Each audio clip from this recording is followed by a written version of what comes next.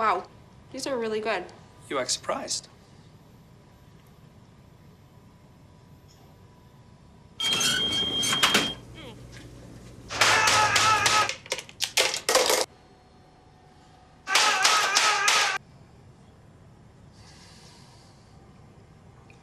Practice makes perfect. You don't have to be perfect to be a perfect parent. There are thousands of teens in foster care who don't need perfection. They need you.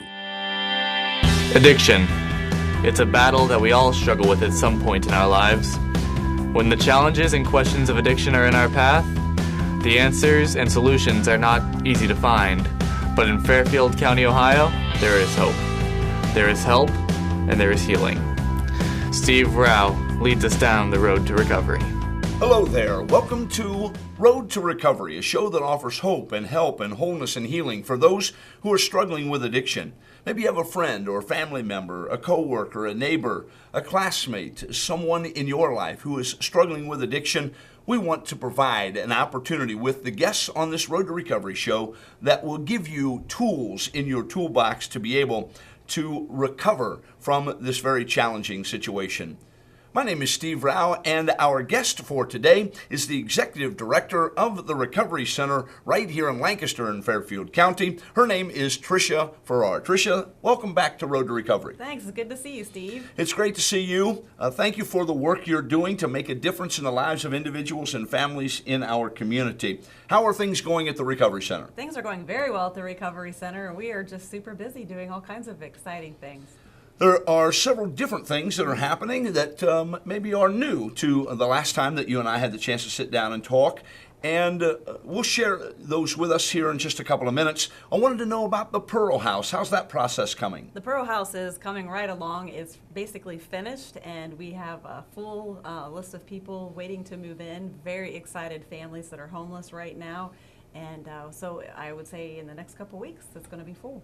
So it's 21 units, is that correct? That is correct. And this is only for women and children, is that correct? It is actually for families, so it could be women and children, or men and children, or families with, a father and a mother and children. So primarily, I think we're going to see women and children, but Okay. It could be a mixture. Very good. And it's part of the requirement is Fairfield County families, is that correct? Yes, there are people who are involved in services at the Recovery Center, so they are people who are showing much motivation. They're on the road to recovery now. They're doing the things that they need to do to be well, and they're following through with treatment services and have been very motivated to get better and get their families on track. So there's an application process for them. They need to continue on the road to recovery, Yes. And they'll be tested, and they'll have requirements that they'll have to meet if they want to continue to live in the Pearl House. Is this correct? Yes, it's actually a very stringent program where they will be coming to the Recovery Center while they're living there, and they're already coming to the Recovery Center. Most of them are involved in our intensive outpatient program.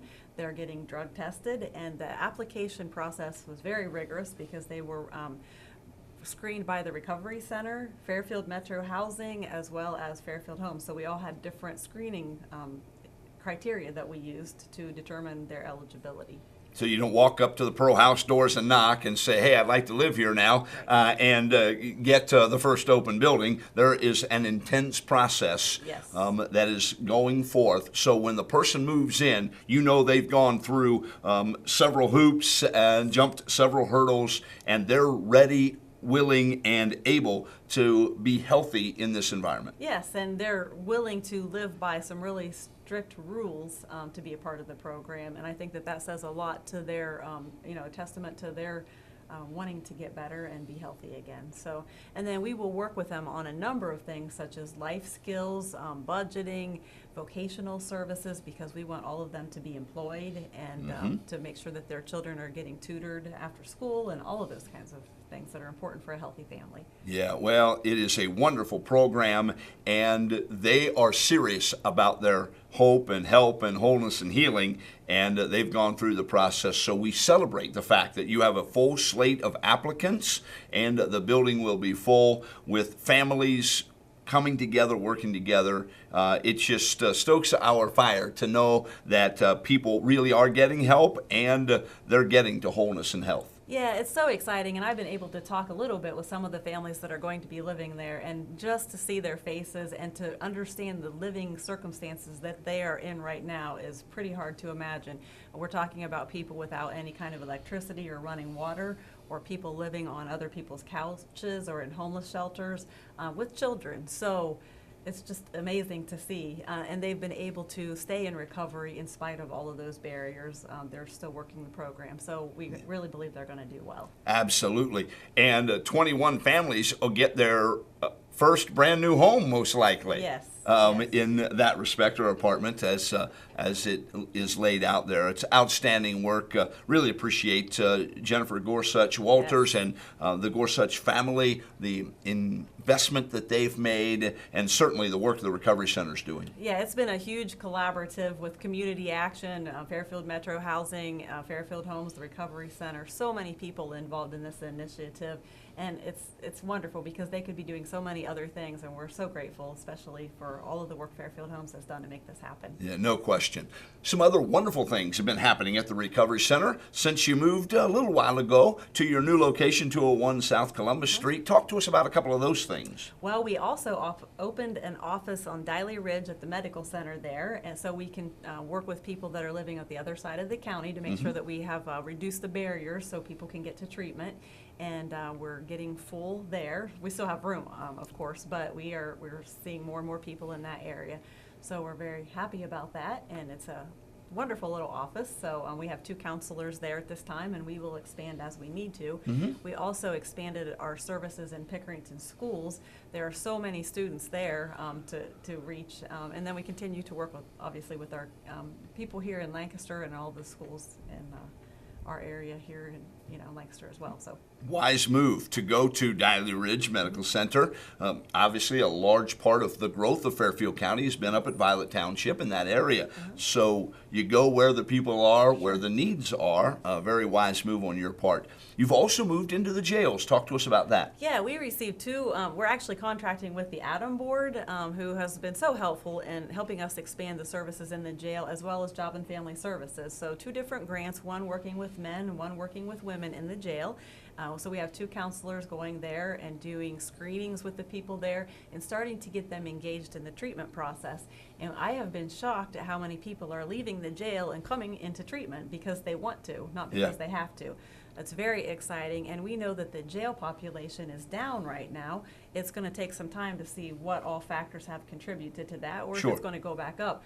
But we're hoping that we've been a little part of that and that it will continue. So very exciting. Well, pardon the pun, but there's a captive audience there. Yes. But when they're not captive audience anymore, they have a decision to make. Yes. And they've chosen recovery because they see there's some opportunities. What we're trying to show here is hope and help and wholeness and healing can be had if you'll take the steps. And you found an audience that is listening to that, and so I applaud you making that move into that area. Well, thank you. And it was exciting too because, like you said, it is a captive audience. We haven't been able to do a full residential treatment program here in Fairfield County, but meeting people in the jail when they're there, I think, is a perfect way to get that process started. So often when we hear about this addiction issue or drug issue, people say, yeah, it's just really bad and there's no hope. It's getting worse and worse, and it's out of control. We're starting to see a little bit of a turn. You shared with me off the air that opiate use is down just a little bit. Talk to us about that. yeah, I just read a report this morning that the CDC has indicated that, I believe nationwide, it's down 5%, and it's the first time, it's the lowest it has been since 1999. So it gives me hope that we're making a little bit of roadway here and with this disease, and that people are being more educated about the medicines that they're taking, and hopefully we'll continue to see it decline. Of course, we still have a huge need, but it's very exciting to see it starting to sway in the right direction. So. Yeah, that's 15 years, which is really not that slow when you think about the size of the challenge So to start to see a bit of a turn, education-wise and those kinds of things. And we'll have Tony Ashton with Prevention Works talk to us about the local aspect of Fairfield County Youth Survey. And there's, I think, some good news there as well. Yeah, very exciting. But nationally, there's good news. And so at the risk of belaboring the point, there is hope. There is help, there is wholeness, there is healing if we'll reach out and find those opportunities to get well. If you were to speak to a mom, a dad, a brother, a sister, a neighbor, a friend, a coworker, a classmate who has a friend who is struggling with addiction, what would you tell them? Well, certainly that they are not alone, and that this illness reaches, basically everybody. Most of us have been touched in one way or another by somebody who has a substance use disorder, and unfortunately, many times it's somebody in our family. But they're not alone, and that they need to take care of themselves. They can try to encourage the person to get help, but we recommend that they get some help too, some education. And we do have a free program at the Recovery Center for family members and friends of people to come to. And those who have attended, I've heard so much positive feedback that it really helped them learn how to be loving but not enabling, how to set up some boundaries, I guess, with the person so that they don't kind of add unintentionally to their ability to continue using. For example, not to call in to work for them or to give them money and things like that.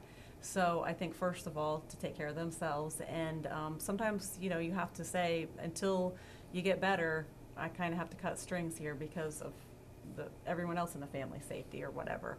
And then to share with them what the resources are. Most of the time when I talk to people, they think that their loved one needs to go to a residential program. Mm-hmm. But we see a lot of success with people coming to an intensive outpatient program, and they can still continue to take care of their family and work and have their everyday life while they're learning to cope with the changes of recovery. So we would encourage them to better understand all of the resources available and how to access them. And this individual that is actually going through this process, you're encouraging them to check out their options. You don't believe in a one-size-fits-all recovery plan, do you? No, that is true. I think that we need to have a qualified counselor sit down with the person, look at their life history, where they are now, what their needs are. Some people need medical services. Some people do need to go into a program where they're there for a while. So we want to help them, just like if somebody had a medical issue. You Correct. don't want to just give them surgery right away unless they need it. Right. You start where they are, and then if that doesn't work, then you go to the next step, and that's what we do. We are expected to, and we try to give them the least restrictive care possible to help them get better. But then we bump it up as we need to. And you're doing a great job of partnering with other people, much like a medical doctor would partner with a surgeon or somebody who could dispense medication, or maybe they simply need counseling, or they simply need an exercise program. Sure. You're so willing and able to work with those in our community and other places. Is that correct? Yeah, that's crucial. We refer people to doctors and the health center or any other agency where might be beneficial to them. Sometimes it's because they need to find employment or whatever. So we're there to help guide them, kind of like life coaches. We're here to help them achieve their goals. Outstanding. Trisha Farrar, Executive Director of the Recovery Center, thank you for the work you're doing. Thank you for your heart to partner with other individuals so that the person and families that are struggling with these very difficult things can get to a healthy place. And thank you for your leadership with your employees and counselors there, and we encourage you to keep up the great work. Well, thank you. We are grateful to have so many people to partner with who have expertise in other aspects of recovery. Wonderful. Thank you. Thank you for joining us for the Road to Recovery program. You can contact the Recovery Center. They're at 201 South Columbus Street in Lancaster. Their website, therecoverycenter.org, or give them a call, 740-687-4500. Join us next week as we talk to another individual who helps us maneuver down the road to recovery.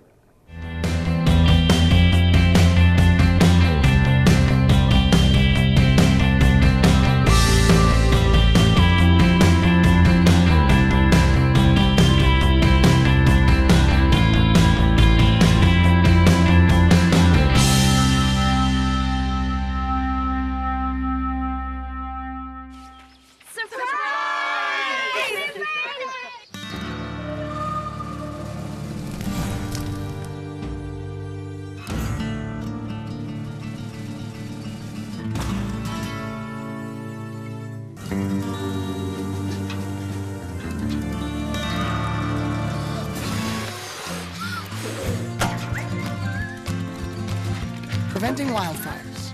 That's all Smokey wants for his 70th birthday.